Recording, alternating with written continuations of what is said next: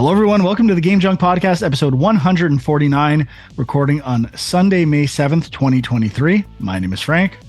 My name is Sean. And my name is Andrew. And this week on the show, we will be talking about the release of Redfall, which we've all played to some degree, and the follow-up interview by Phil Spencer. We'll have some thoughts on that as well. And maybe a bit of other things we played, including DLC for the Case of the Golden Idol, which is a fave of ours. So how are you guys doing? Great. Yeah. Case of the Golden Isle DLC? How could you not be great? Yeah, I'm with you. I pushed everything aside for we'll get there. We will get there. Let's get into yet another PC port debacle. And it is Redfall. Not even PC. Hang on. Is it just a PC port? I think it's just like a I think it's actually the Xbox version more so. Just like a not good game debacle. And this launched on Xbox Game Pass on Xbox and PC, and it is on Steam as well. So it's you can get it on there. And I played it on Xbox for Xbox Game Pass for PC. What did you guys play it on? Series X. Series X as well. Okay. And the reviews were not great. We're looking at actually, I've seen stuff all the way from 4s to 9s on Metacritic. Ooh, that's a very Citizens of Earth-esque review score there. It's all over the place. So when I see stuff like that, I'm like, something is up with this game. It's very inconsistent. So you have to play it for yourself at that point and evaluate it. And I would say my initial thoughts, I won't go too far. I played about 2 hours. And based on the reviews I saw, it was better than I thought. Like the actual gameplay is probably what you'd expect for an open world, potentially co-op shooter. The basic gunplay, I would say, and exploration is average or slightly above average. If you incorporate, I think the actual graphics and world art is decent. I like the look of the world and the character art. It's very stylized, like exaggerated proportions, but I could see how people wouldn't like it. I don't mind it. But I did the first few missions and I didn't have many tech problems. I had some stutters here and there when I was walking around the open world, but the design is very bland. It is a bland game. And there's lots of details I will get into how it's flawed from a design perspective. But the opening mission, the tutorial mission, I guess, definitely felt pretty rough around the edges. Especially, we talked about this last week with Benedict Fox. You're on Game Pass. People are going to try this game. If your first hour isn't polished or feels coherent from a design perspective, this game has got to be in big trouble. So I'm kind of getting the sense the more you play, the worse it gets. But my 2 hours with the game was, if I had to give it a number out of 10, I'd probably give it a 6, maybe a 6.5. What are you guys saying? I would agree with that. Go ahead, I was thinking the same thing. Like my gut is a 6. I played it less than you. I probably played it for 45 minutes, an hour or so. And I found the same thing. Like the mechanics felt fine, but nothing really felt great. Like on the controller. Yeah. I would just make one exception. It's a Bethesda game compared to, I don't remember how fast you move in Arcane. Arcane. Arcane. Oh, yeah. I guess. Yeah. Right. I should be specific. It's an Arcane game, but the reason why I said Bethesda is because the speed of the character remind me a lot of Doom. Like your character moves pretty fast around the world. And in my guess here, that's because it's not that much fun to get around and the world is pretty empty. I think they eventually balanced it up so you move really fast. So it could have been even worse if you move slow. But when you're going down some of these streets, there's not a lot on the streets other than picking up a bunch of random scraps for money and ammo. There's not much else to do. Yeah, my concern was actually moving the camera side to side. I felt weird. Like it didn't quite. Yeah, I had that too.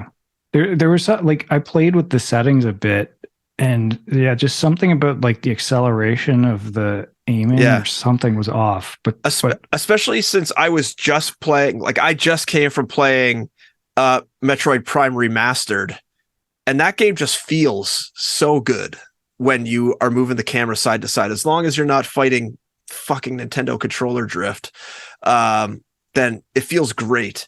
But this game does not feel like that. Like, and Metroid Prime is what, 10 years old? Like, they nailed it. Why doesn't every game just play that game, every first person game, and then try to mimic that control style? Or, you know, it feels strange that it would feel so off to me when there's so many good first person shooters out there that you could just try to mimic and, you know, set your things to be exactly like that. You could do detailed analysis of how other games, you know, do their stuff. And it feels like they didn't take the time to do that. That's interesting to me because I played it on PC. Maybe it's a console thing because it felt great to me. It felt really smooth. I don't know if it's frame rate related or performance related on the actual console itself, because I didn't have any of those issues that I noticed. But second, Huck, I don't like brace yourself because this might remind you just how close to death you are. Metroid Prime is 20 years old. 20 years old. Wow. Okay. Yeah. My mistake. But, I mean, to be fair, the controls were not like that when it came out either. So, like, it wasn't the dual analog or whatever. But true. Yeah, it was the Wiimote crap, right? So, wasn't it? Or am I totally? Well, my brain is gone. GameCube originally. Okay, my brain is completely fried. Then I have no idea when this game came out. Maybe. You know what I'm thinking of? I'm thinking of Metroid Prime 3 Corruption, which came out on the Wii. Yeah, that's what I'm thinking of. Yeah. So I don't know. And you played with a controller on PC or mouse? Yeah. Oh, really? Okay, interesting. So maybe it is a frame rate thing. I thought it was a frame rate thing because the first time I played it on cloud briefly, and then I switched to console and it was still there. So I don't know, but there was a setting for sensitivity or something, and I turned it down a bit, and that actually helped. So I don't know. You got to play with it. Yeah. But I agree with you about the tutorial. Like you kind of like escape this weird boat thing, and then you have to go to a town, and it doesn't really like, I don't know, maybe I skipped it, but I didn't really feel like it told me why. It's like, go to the firehouse or something like that. I'm like, okay, I guess I'll try to find it. And then when you finally, you know, defeat the bad guy in there, and you're just kind of thrown into your like home base or whatever it is now, and the like tutorial is like, find this person or whatever, and then it's just like a wall of like text and stuff to go through and information, and then it's like, okay, now go find this thing over here, and it's like it feels like someone just threw it in. Don't get me started, because I went to some of those people not in the right order, and I talked to them, and I'm like, what? I can't talk to this person, and they just like sneeze or cough, and you're like, what? I have to be able to interact with this character. I just didn't do it in the exact order this game wants me to, which I have to say is a little peculiar for an open world game. And you establish this as your home base, the firehouse, and I could see it being really annoying. Every one of these characters is in a different room. If every time you go back to home base, you got to go into every different room and do all this stuff. Like, why can't everyone be in one spot? Like, or why can't this be a menu thing? And then you just talk to people for flavor text. Yeah, but I agree generally with the storytelling mechanics of the game. Sean and I talked about this last night. The motion comic, almost watercolor narrative storyboard intro to the game. It's pretty lame. Like I have very little context for the story. Like you said, I went to the helicopters and the radios are saying stuff to me, and it's just washing over me. Nothing lands at all. And the even the first mission you get from the firehouse, they tell you go to the sporting goods store and get supplies, right? And then you leave, and then 2 helicopters crash, and they're like, yes, all the helicopters. I didn't realize the sporting goods mission was just a side mission, an optional mission. And then that one was the main story mission. I'm like, I got all the way to the sporting goods store, because that's what it told me to do. And it told me to go, I think it was, east to go there and find a historical landmark and I did that. And even worse, I found like this town square, this historical landmark, a statue. I'm like, oh, okay, this is a save location or fast travel. And it wasn't even. It has to be these things that say specifically historical landmark on it with a plate. Anyway, really rough, but still okay. I think the pylon in this game is just really bad timing after Fallen Order and some of these other games. Yeah. Well, also expectations, right? Like people have really high expectations for Bethesda and Arcane, and like I get, like, I was a fan of Deathloop. I haven't really played any of the Dishonored games. I haven't played Prey, so like I was kind of, didn't really have an opinion on that. But like, it's also just the framing of it. Like, this was one of the big games that Microsoft has been touting for a couple of years now. Like, get Game Pass, you can play Redfall. This is one of our big games, and it just comes out and it's like, definitely not great. I mean, you could say it's terrible maybe, but like at the very least it's not great. And I agree, bland is a word that I was thinking a lot. So if we're talking about Deathloop and other Arcane games, which I love, Deathloop, I'm sure you level up powers. I use the character Devinder. I don't know who you guys used. I used him as well. But I have no idea. You have the shock ability. That's the first ability you get where it'll shock enemies. And I threw that out there. I'm guessing you level it up. But the base version, it almost felt like nothing was happening. It just, that's like where I expect on next gen stuff for there to be effects, visual cues to the player to feel powerful when you use something like that. And again, it's just blah. You put it out and it's like, also sometimes it wouldn't even hit the enemy initially. They would be like in a state and treadmilling and it wouldn't connect to them. And that took a while with, there was like pathfinding issues with the enemies. So yeah, like using the powers was not fun. And I can say definitively in Deathloop, when you get like those really cool, like it was like almost tagging and double gun powers or some I remember, and like multi headshot skills, like all that stuff feels so good and satisfying when you use it. I can't speak for every power in the game, but the one I picked was like, this is kind of a dud. It just feels like a bare bones shooter at this point. Yeah, like I picked that character because he had the teleport ability as well. And I played long enough to unlock that. But even that was kind of disappointing because I was like, oh, this will be a cool way to get around, but there's a cooldown on it. So you can really only use it like once every couple minutes. So it's not like a traversal thing. It's just kind of, set up a mission and your friends can go through the portal as well. But like, it's not a traversal thing, which is kind of disappointing. And I don't want to say the game is necessarily a survival co-op game, even though it is a vampire game, which to me kind of indicates survival at some point in an abandoned town. But like, there's just an abundance of everything, med kits, ammunition. I'm just getting stuff constantly.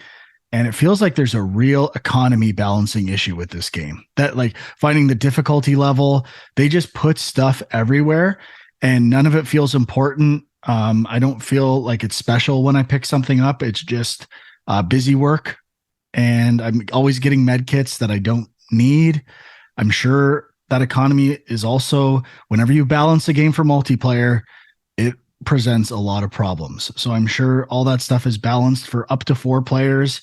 I don't know how the enemy spawning systems change with multiple players. I assume it amps all that up, but it's definitely not very unique or engaging from an economic standpoint.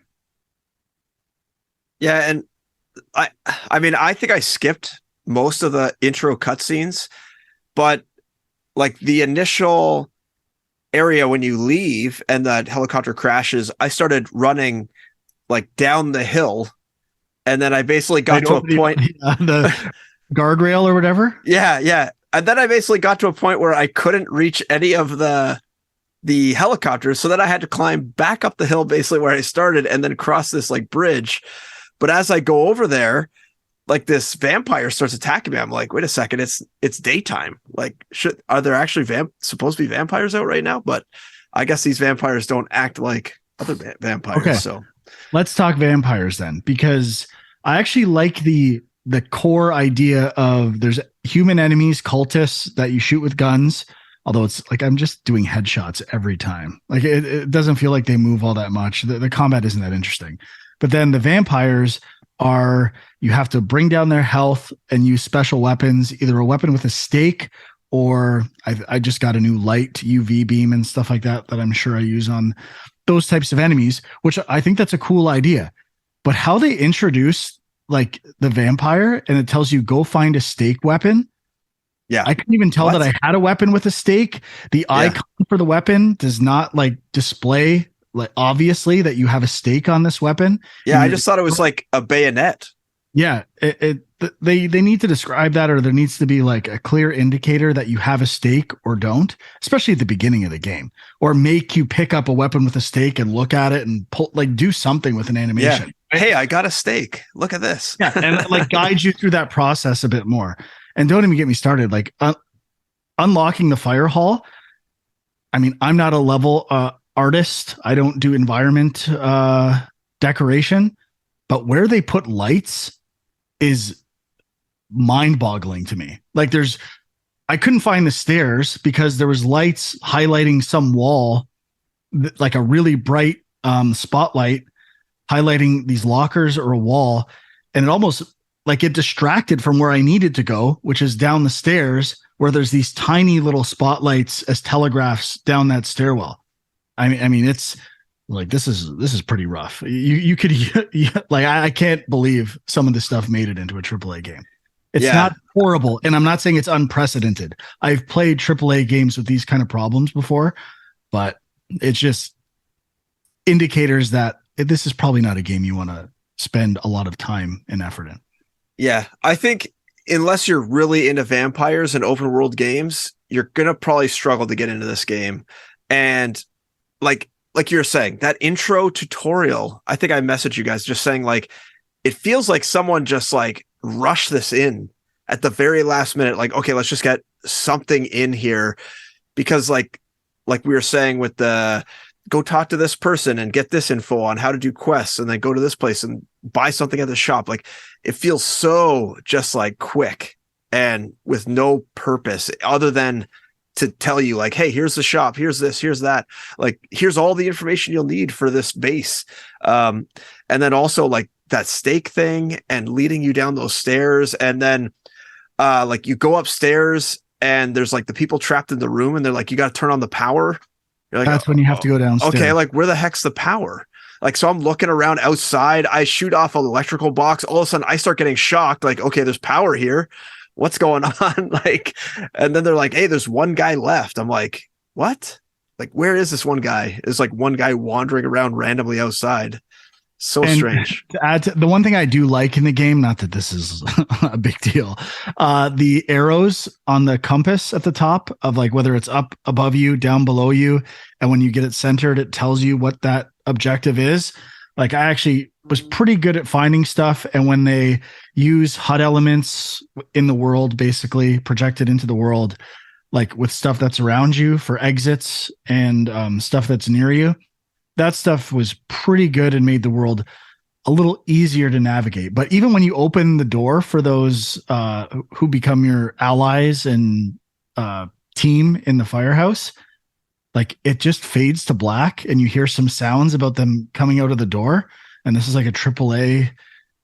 Maybe that's the misunderstanding here, that this was never meant to be a AAA game, but Xbox's first party lineup is so weak that they force them to treat it as such. Let me put this another way. If they didn't hype this game at all and it dropped like Hi-Fi Rush, I think people would say, hey, this is actually a pretty good game. Yeah, I do think that's part of it. And I do think it's the lack of polish, you know, all the stuff you guys are saying. Like it just feels rushed. It feels they ran out of budget or something and they just kind of shoved it out the door, which, you know, I'm sure we'll touch on some of that, the reasons why that could be with the Phil interview. But so we might as well like kind of phase that aspect in now. Well, just before we jump. Yeah. Okay. Go ahead, Sean. I just wanted to bring up the co-op element. I did play a little bit of co-op with Kieran, and, you know, maybe not the best way to judge it, but it was more fun. And I think it's kind of like Gotham Knights, where it's like, I feel like there's a lot of sacrifices being made in the sake of co-op. And so if you're not playing it co-op, you're probably losing out on that. So It reminds me of God of War Ascension. That was the classic game where they took such a good franchise and it was, we have to make everything multiplayer, and they destroyed like the enemy AI, it was just enemies just collapsing on you constantly. It was such a bad decision. I was just going to disagree with you, Frank, about the shadow drop making it good. I think the fact, like, when you're comparing it to Hi-Fi Rush, that's from a non-Microsoft owned studio out of the blue. Almost, I mean, it's Tango Gameworks. They've done lots of stuff, but it's almost like a smaller company. This is like Bethesda owned company. Microsoft now owns them. This is like a big place dropping a game. I don't think a big place like that can just drop a game and not have heavy criticism when the game is not, top tier. So I think even if they were to back off on the marketing, not do quite as many of the cinematic trailers, like I think we had discussions about it where we're just watching cinematic trailer after cinematic trailer, and you're like, okay, what is this actual game though? And you play the game and there's no cinemas. It's just like it's 2D very art. strange. And Yes. for the record, the 2D art, I don't even think is good. I would be fine with motion comics if they were cool. They are not cool. Yeah. But now we can transition into the Phil. Last interview. thing, I wasn't going to say it, but since we're still talking a bit more, getting collectibles and reading notes in this world just feel like you get it, and then it doesn't even turn the highlight off. Like I didn't even know that I picked it up. There's no record of it. It doesn't feel substantial. It doesn't even feel all that world building to me. Like it's just busy work. Again, this game is all busy work to me. Nothing is consequential at all. yeah. And mantling sucks. I was mantling things that I didn't even want to mantle. In that when you're leaving the boat, and I just went up a little ledge and I played this huge mantle animation. That reminds, like, there was a few, like, so there's some trucks that are out in the world, and you open the back of the truck and there's stuff inside of it. And if you try to just do like a quick tap to sort of jump into that truck, you'll always grab the roof and pull yourself up. It's like really frustrating. Yeah, not great. But I feel like we are also doing a bit of a disservice because we're hammering on the game a bit, and these are legitimate issues, but it's still fun. I still feel like I'm going to go back and play it some more. I have to be honest. I would like to kind try of some exploring co-op. the world. Yeah, we should I definitely could do that. see this is not like necessarily a good thing for the game, but if you leveled up the skill trees and some of these powers, I'm curious to see what the fully leveled up versions of some of these things look like. I'm seeing this build changes everything about Redfall, where you like amp up certain things, and I could see Arcane being good at that type of stuff, but they did not provide the proper runway for this game to take off for players, I would say. Yeah, it kind of brings up the question too, and this kind of ties into the Phil Spencer interview, but it's like, what is the value of this game for Microsoft, right? And I think people have been saying this for a while, but it's like, if a game's on Game Pass, what's their motivation to make it like this super polished, amazing experience other than good reviews? Like, in my mind, it's like, it kind of becomes almost like a Netflix thing where Netflix just throws out content because they just want to keep people subscribed and checking stuff out. And it doesn't have to be amazing. It just has to be there. So I don't disagree, but I would also add something like Sea of Thieves. When that came out and dropped, I was like, this game stinks. I thought it was same thing. Terrible at introducing mechanics to the player. When I tried it in beta and when I tried it in full release, I had the same feelings. Like, I don't really know what I'm supposed to do in this game at all, especially on the island. And people love that game. People play the shit out of that game, and I can't believe it. So it could be a thing where they know, hey, we can improve it over time. It'll always be on Game Pass. We own it. So it's almost a version of early access to them. I'm not advocating for that practice, but they might see it that way. So Phil Spencer, I think, was already booked on, I can't remember what the podcast is called. It's like an kind of funny offshoot. I guess the X cast, I want to say. Xcast, okay.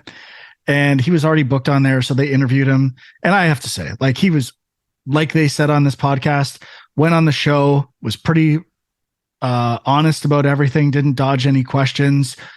I think Phil is generally like a really good CEO. He seems pretty straight up about stuff. And I think like any CEO, he over embellishes the quality of his own company's materials, but he's more honest than most people in that position, I would say. And I did like one point he made when they're talking about, well, why didn't you just delay it? Because we'll get into this later. Sorry, I'm going too far ahead. But his answer was, well, if we thought more time was what the game needed to get to the actual creative vision of the game, which was like this campaign co-op experience, then we would have given it. But it didn't seem like it was ever going to get to the original creative vision. Like it was kind of, now how it gets from that point to this without checks along the way, that's a different question. But I understand the decision not to delay the game, because I think you could have delayed this game for, a couple months and it still would have a lot of the same issues. Like these aren't fixable issues in terms of economy balancing and cutscenes, like all that stuff's expensive. And I was thinking of Sean when I played this, saying that Spider-Man's world felt empty, like this city feels really empty. Yeah, it definitely does. Like I wasn't even clear on, is it supposed to be an abandoned town? Like I know there's people that you rescue along the way, but it really felt like it was pretty much abandoned aside from the vampires and cultists and stuff.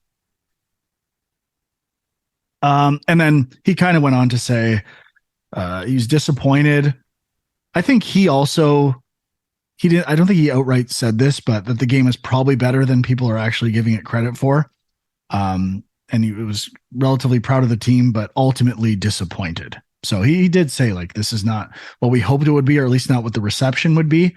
But I can't remember. Was there anything else like substantial that he had said? I think I don't think about Redfall, but the thing that I think some people that I've seen some conversation around is the fact that he said that basically Microsoft is not going to try to take down Sony and Nintendo, that they're just too far ahead in the console space and they had to kind of do their own thing. And I think the comment that got people up in arms was the fact that he said, if we have great games, it just won't fix the problem. Now, I don't remember if he said overnight or won't fix it at all, but I can see why people are upset with him saying that, because obviously if you make great games, people are going to buy your Game Pass or your console. Like that's just, if they were to make The Last of Us or Uncharted, people would buy Xboxes to play that. Like that is a fact. Oh, yeah. Hey, I mean, that's why I said day one of next gen consoles, the war was already over. I could look at what exists, what was coming. It's not even close. And then, you guys are like, no, Game Pass rules. It's awesome. You're wrong. And I'm like, no, it's over, dude. Well, I mean, there's a couple of things I want to say about that, but like the interesting thing that he said that I don't know if I totally agree with, but he said we basically lost last generation, which was the first digital generation. And now people are bringing their digital libraries with them. So they don't want to change consoles, which is, I guess, kind of an interesting point, but I don't know if that's totally true. Like, I feel like you just said, Huck, if you make enough good games, people are going to be like, I got to get that other console. Yeah. So they were building their digital libraries because PlayStation already had an awesome digital library, and they just let you now with PlayStation 4 and PlayStation 5, you could play those old games there. So, Microsoft has Halo, which they remastered and you can play, but Gears. Mm-hmm. Okay. After that, what would you think of as like the marquee place, like Xbox title? Sorry. I don't know. Nothing comes to mind immediately for me. Whereas like with PlayStation, I can name. I think it would be like now they would be like Skyrim stuff. Any of they could have in the future. Sure. But even that they've been kind of unclear as to whether or not those are going to be exclusive or not. And is it Todd Howard? he's kind of indicated that they will be bringing it to other consoles. So I'm looking forward to see how that plays out, because I knew immediately Starfield would be exclusive. Well, I mean, it might be exclusive in the same sense of when like Sony buys a year exclusivity of a Final Fantasy game, or like they might launch it on Xbox and Game Pass and PC Game Pass or whatever, Microsoft Store, and then a year bring it to Steam and something like that. It'll be on Steam day one, but it will never be on other consoles. But I don't know. I would say they would put it there eventually. The Switch or the next version of the Switch, it will never be on a PlayStation console, would be my guess.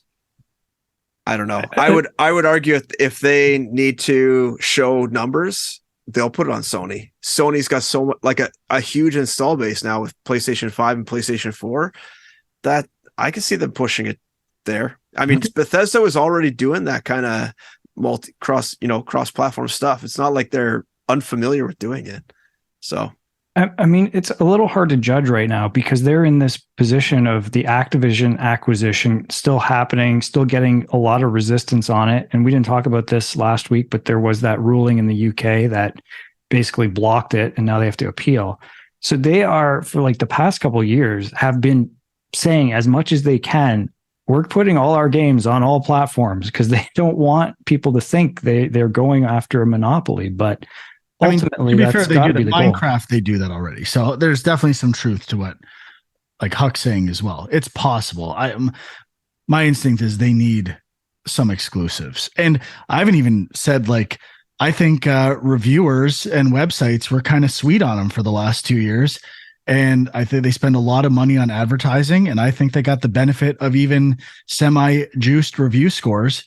And I think now they're like, we can't even, like, this Redfall game, we can't say it's like a 9 when it's not, and stuff like that, where, Forza Horizon 5 got Game of the Year, I'm pretty sure, on IGN, if I'm not mistaken. Like, get real. I mean, that's not that crazy, but the fifth version of a game in a series that has never got. Tell me, Forza Horizon 5 was that much better than Forza Horizon 4? Yeah, I mean, I didn't play much of 4, so I can't give you specifics on what they improved, but I mean, that's just like, it was a pretty polished game, right? Reasons. Yeah, it's a great game. Don't get me wrong. So I guess the one thing I wanted to bring up, which I feel like he's kind of mentioned, like in little side comments in the interview, but didn't come out and say it, but is a big factor, which is that Sony has been paying people and putting deals in place to stop people from going on Game Pass. This was something that came out as part of the whole Activision deal like a couple years ago. And they're locking their blue haze on different developers. Yeah. Like they're doing everything. Blue haze. And I think that's been part of the problem. Like, I have to admit, Game Pass over the past year or so, like I was like, whatever, like Microsoft first party stuff would be nice if that stuff was great, but they're putting a lot of other cool indie stuff on there. That's where the value was for me. And over the past year, I'm struggling to think of a lot of stuff that's been on there that I really cared about. And I think there's just less and less games going on Game Pass. And in terms of filling buckets or checking boxes, it's average indie stuff at best. Like the aside from maybe Nobody Saves the World, which was all I think in our top 3 for best games of the year, but no one else seemed to talk about it. So I don't know. Yeah, they had Tunic. They had a few other things, but Tunic, I feel like it was announced like way at the beginning of Game Pass even, and it took a while to come out. So there was it was really strong the first year. I thought there was games like every week coming, and then it just kind of slowed down. And I have to feel part of that is Sony's definitely playing hardball right now. I still don't. We don't need to go down this road too far, but I don't understand how this merger is getting blocked. Like, couldn't they just make individual exclusivity deals for every game Activision owns and like do a profit sharing where they just go around an actual merger and get exclusivity for every game? There's no rules for getting exclusive rights to a game, from what I can tell. Well, the weird thing with the UK ruling is it was all around cloud gaming, right? They basically were saying that if Microsoft gets this deal and I guess has all these games and they're available on the cloud, in the cloud, that gives them a monopoly over cloud gaming, which is like an emerging technology that nobody can compete with because they are too far ahead or something. But it doesn't make sense to me. It's really weird. That is gross. Like just in general, when, you know, legislators and judges, they're making decisions about tech, like I feel like half of them don't even know what the hell they're talking about. I know that's completely you know, what's the word? Completely true. Anecdotal, or like I have no like concrete evidence for this, but it doesn't make any sense. Anyway, it's bullshit. I'm team PlayStation all the way, but blocking that merger to me is absolute horseshit. And I think if anything, it would strengthen competition. It would push away from a monopoly for PlayStation and Nintendo by keeping Xbox in the mix. So, but whatever. All right. The last thing I want to mention, I don't have much else to say about Redfall or the Phil interview. Do you? I got a couple other things I wanted to touch on, but okay, go for it.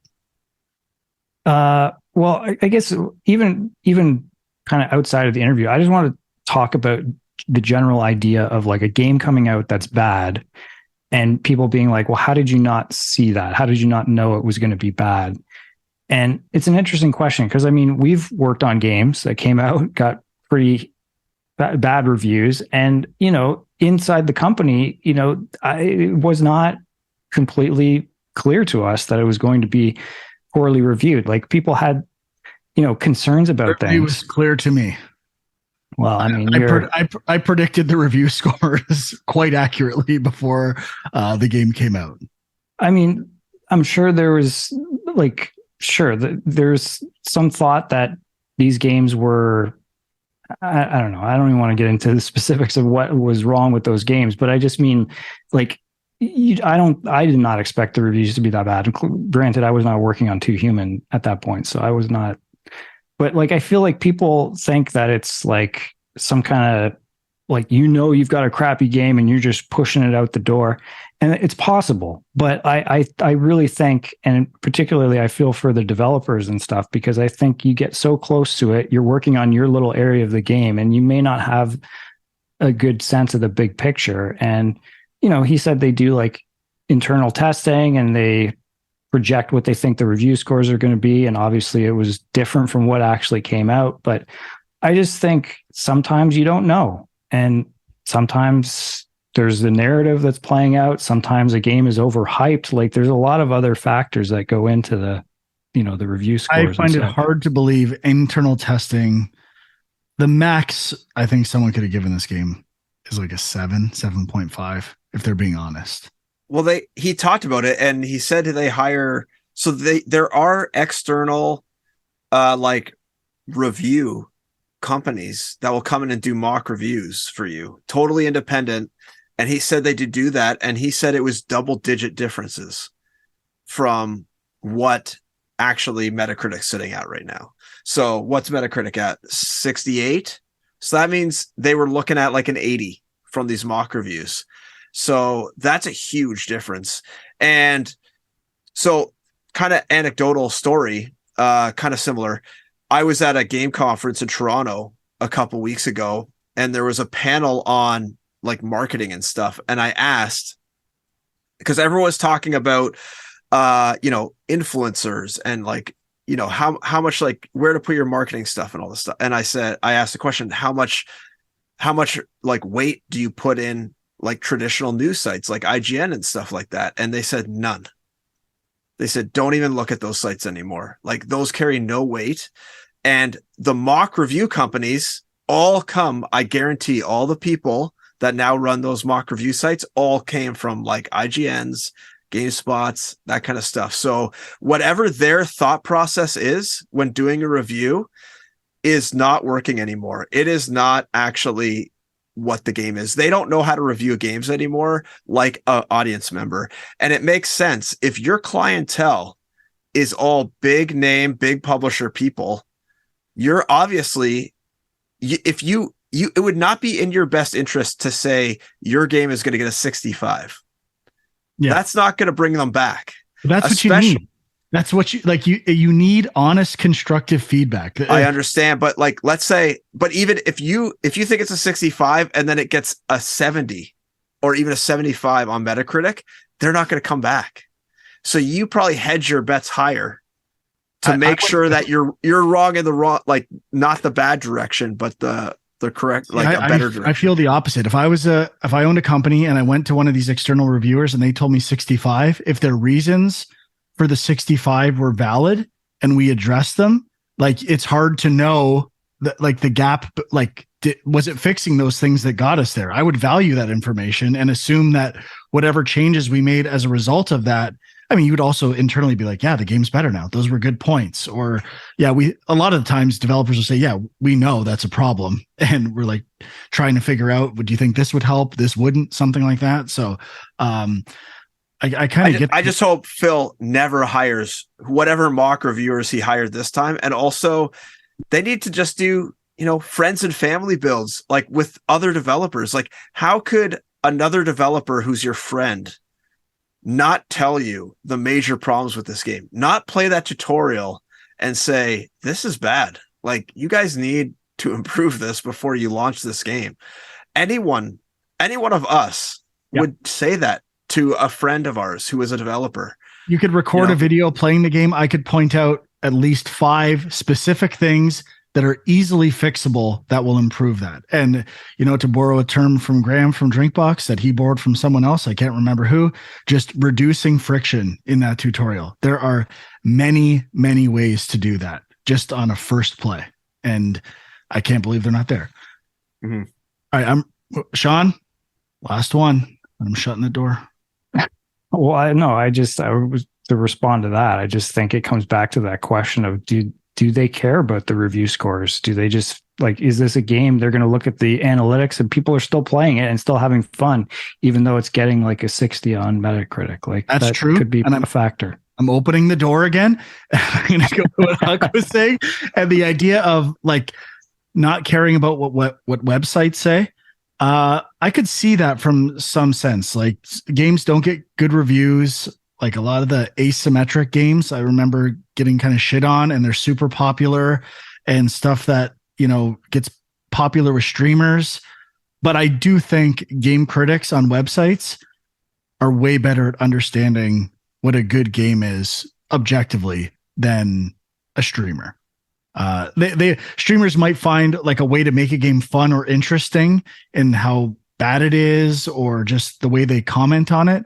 But in terms of objectively analyzing a game, I'd say video game website reviewers are pretty good, especially ones that have been around for a while. Yeah, I guess it's a question too of, does that influence sales? And I think if a game comes out and it's getting 9s and 10s, I have to think that does, people talk about that does influence some sales. But if it's kind of in the middle, it's a mediocre game, that's when you're like, okay, let's just focus on the influencers. Those are the people that are actually going to sell the game and show that maybe it's fun. And I don't want to get too cynical here, but in terms of who's buying games, I think people our age are more likely to spend money on games instead of pirate them or find other ways to play them, which a lot of young people do. And I think our number one source as to whether or not we would buy a game would be something like Metacritic, which is populated by video game review sites. Yeah, I guess it, and that's the thing. I didn't at this talk that I went to when I asked that question, it was like they were out of time, so I didn't get to follow up at all. So I didn't really know how they were calculating this, but I mean, they sounded like they had a lot of contacts in the industry and, had a lot of information that we would not necessarily be privy to. So it was interesting to hear that they don't even bother. Like, it almost sounds like they don't even bother sending review codes to these places. Now, it could be because they're representing smaller indie studios where the chance of them getting covered by a big place is 0. So that could be the reason. They weren't really explicit with that, but I did find it interesting. The only thing I might add is perhaps a better strategy, I'm not sure, could have been to do early access. Like Xbox has early access, it could still be an early access on Game Pass and mitigate expectations a bit as to what the game could be, and actually make people maybe kind of happy that we're playing something early and only put it on early access on Game Pass instead of Steam. That might have been a viable strategy, but clearly they said, like, we can't put that much more money into this game because it's never going to get. That's basically what Phil said. It's never going to get to what it should be.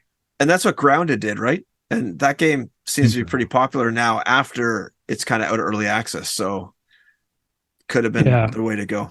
But that's a good point too. Like, a lot of people, why wouldn't you delete, or why wouldn't you delay a game that's got issues? But at some point, the publisher or whoever just says, you know what, it's not worth it. Like, we're going to cut our losses here, and maybe we'll get some bad reviews, but enough people will still buy it. It's not worth putting the extra money in. So I'm going to switch the topic a bit in terms of what does this mean for the future. Number one, Starfield. If it's not amazing, what are they going to do? Number two, I talked about this game basically not providing a proper runway for takeoff for this game. If it gets better, the more you play it. What it did do is this game and Jedi Survivor have created the perfect runway for Zelda Tears of the Kingdom. All these AAA games, modern consoles, everyone is tearing apart, and Tears of the Kingdom is going to launch on 6-year-old hardware that's basically 10-year-old hardware, and people are going to love it, and they're going to be like, what's going on here? Like, how is this a thing? So Nintendo is just licking their lips right now with all this. They've fallen definitely into like the most perfect scenario for releasing this game. It's ridiculous. I don't know how they did it. It makes me crazy. I did want to touch on that because I know there's going to be, it's going to get great reviews, and there's going to be people being like, what the hell? How is this so amazing? Why were these other games a disaster? And you got to look at, like, I mean, Microsoft is doing PC, they're doing Xbox, they're doing 2 versions of Xbox because they've got the Series S and Series X to support. They've got cloud. Like, I think you got to admit, like, if you look at review scores and stuff and just best games in general, I would be willing to bet a lot of them are games that launch on one platform. They're very focused on one platform, and probably a lot of single player experiences there too, I would say. But well, to be fair, Zelda is iterating they have a base world. They're adding to it.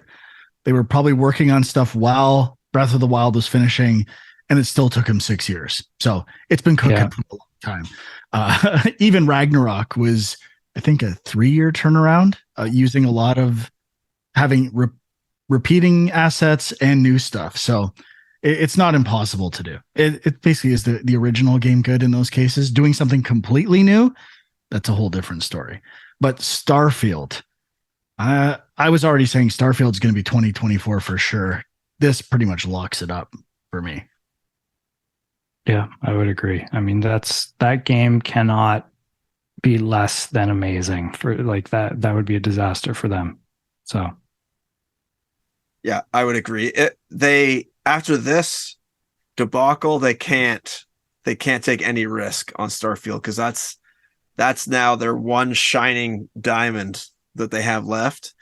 And if they screw it up, it's going to tarnish Microsoft's credibility for a long time in terms of, like, quote unquote first party games. They're going to have a long battle to fight back. My prediction is they delay it to 24 and it still sucks.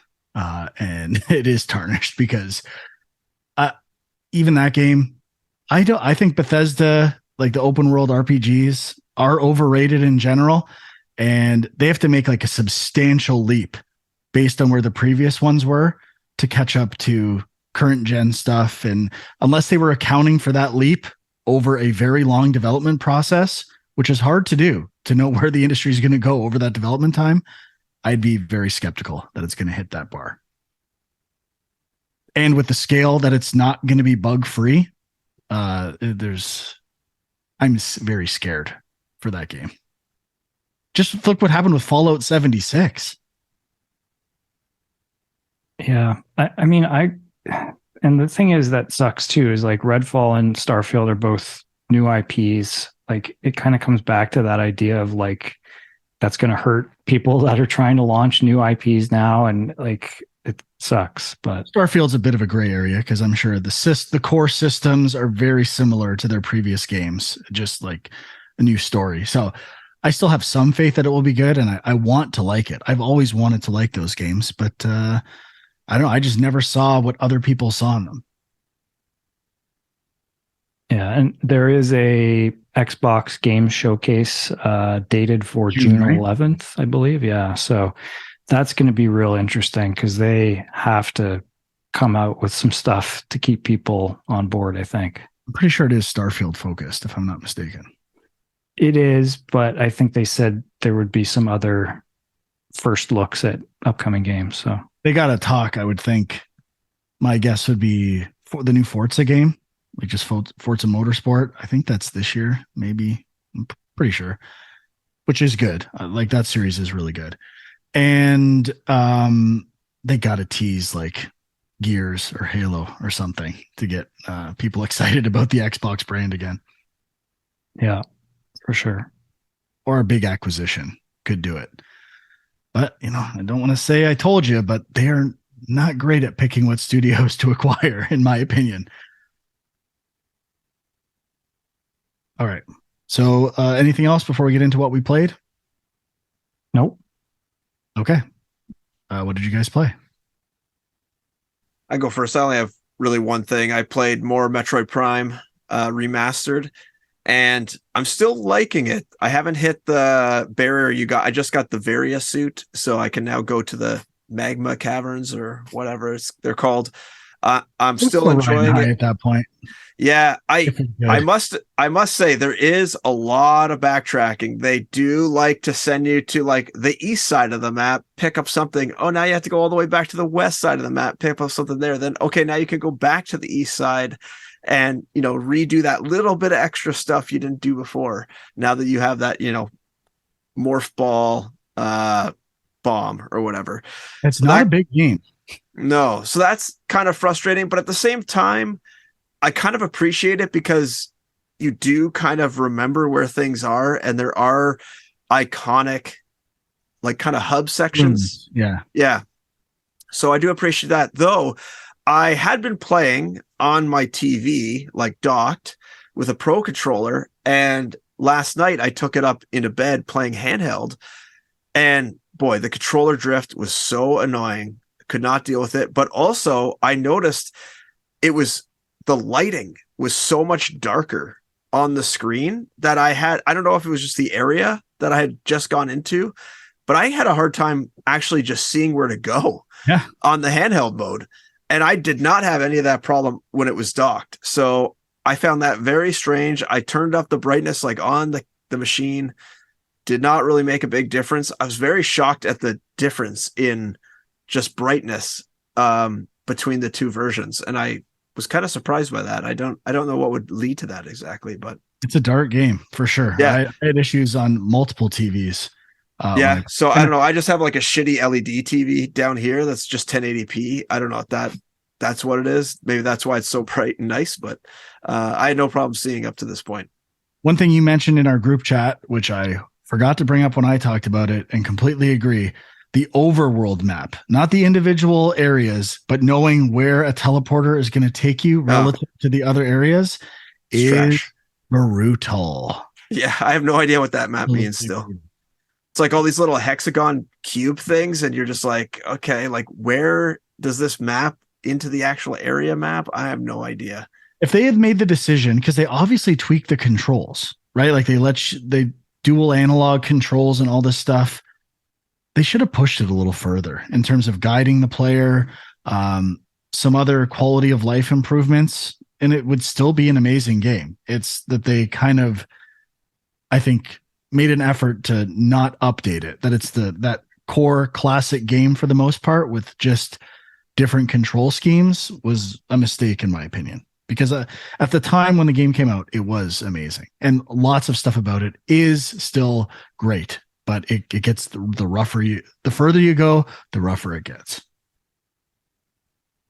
Yeah. Uh, So that's it for me. That's all I played. Sean, you want to talk about another new game on Game Pass?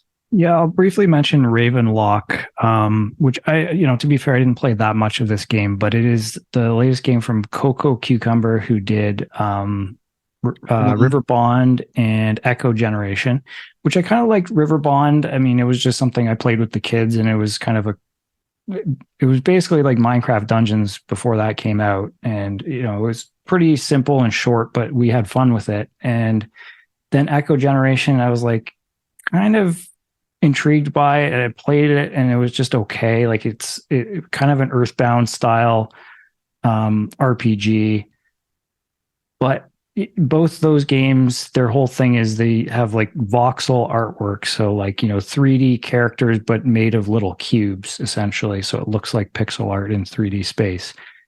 And then this game, I thought that was the art style, and like I'm even looking at some of the screenshots and promotional artwork, and it kind of like half of it is and half of it isn't. I don't know. I played the game and I was like, there's certain things, like there's these masks and stuff that definitely are, but the main character I don't think is. I don't know. The camera's pulled out so far that maybe it is, and I just can't tell. But I was kind of, I don't know. I wasn't feel like I do like that art style, and Huck, you definitely mentioned that's their thing. That's kind of how they're selling their games, and I agree. I just wasn't really feeling it in this, so I was kind of surprised. But it's basically like an Alice in Wonderland type thing. You're this girl, you've moved to like a farmhouse with your parents, and like it takes like like I've heard it's a short game, and I feel like I spent like 45 minutes just like got to help them unpack and do all this stuff, and then it's like you go through this mirror to this fantasy world, and then You gotta help unpack. Yeah, exactly. Like, what is this unpacking? And then you have to find a sword and a shield before you can really do anything. And it just felt like kind of needlessly extended, but I've heard it's a short game, so maybe that's why. But it's very simple. Like, it's kind of like a Zelda style game, but the enemies that I've encountered so far, you just mash the button and they die. Like there's really no strategy or anything to it. And I've saw a couple reviews that are basically like, it seems like their thing is they kind of make games for kids in a way, which if that's their target audience, I think they're hitting it, but it probably is not going to satisfy most other gamers, I would think.